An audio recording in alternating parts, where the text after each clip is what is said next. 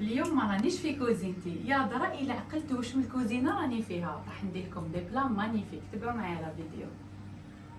راني عند شانيز بيوتي، هذه هي كوزينتها. قضيت قضياني وراح تنطيب لها ليها والخدامين معاها. وصفة اليوم راح تكون سبيسيال، يعيطوا له من زمان طاجين اللباية. راح يجي رز بالمشوي، بزاف بنين. الوصفة تاعي احتاج دي مخصو تاع الدجاج على حسب افراد العائلة.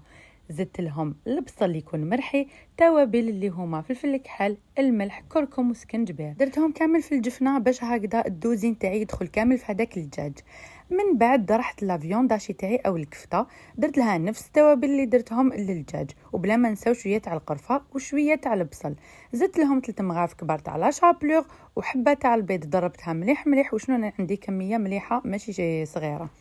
الا عندكم كميه صغيره ديروا نص حبه تاع البيض. عجنتهم كامل هكذا بيدي ودرتهم دي بولات وحطيتهم تكوتي. دوكا في طنجره تكون كبيره شويه درت شويه سمن شويه زيت وحطيت لي مرسو تاع الدجاج تاعي بيان سور مع هذيك التتبيله اللي كنت وريتها لكم. اللي قعد لي في الجفنه كامل حطيتهم الفوق مع عود تاع قرفه.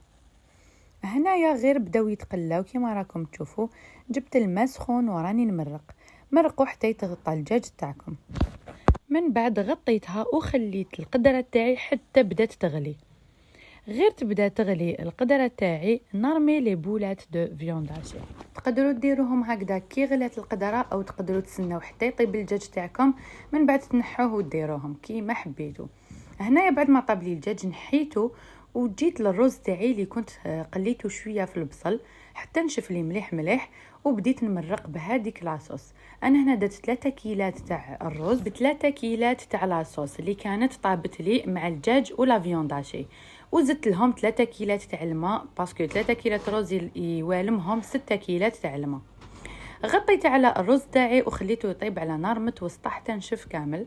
من بعد رحت للدجاج تاعي وتقدروا تاني حتى الفيونداشي تحمروهم وتعطوهم وتشباب. هنايا كنت جهزت الطاوله تاعي وما درتش غير هذا الطاجين، درت تاني كلي فخيت مع هذاك الدجاج المحمر. لهم لا سوب تاع الثوم اللي كامل عجبتهم، وزدت درت تاني لا سالاد والبوراك بالدجاج مرحي.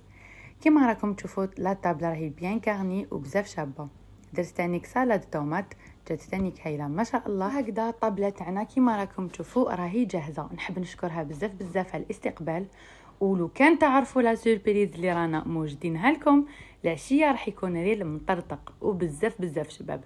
كيما راكم تشوفوا هنا درنا وصفه، وعند شانيز بيوتي راكم رايحين تشوفوا حاجه واحده اخرى. وإلا راكم حابين تعرفوا واش درنا استناو الريل تاع العشيه راح نحطوه لكم العشيه. واذا راكم متحمسين ديروا لي كومونتير، واذا عجبتكم الطابله تاني ديروا لي كومونتير. ما بقى لي غير نقول لكم تبقاو على خير في ريل اخر ان شاء الله. مع السلامه.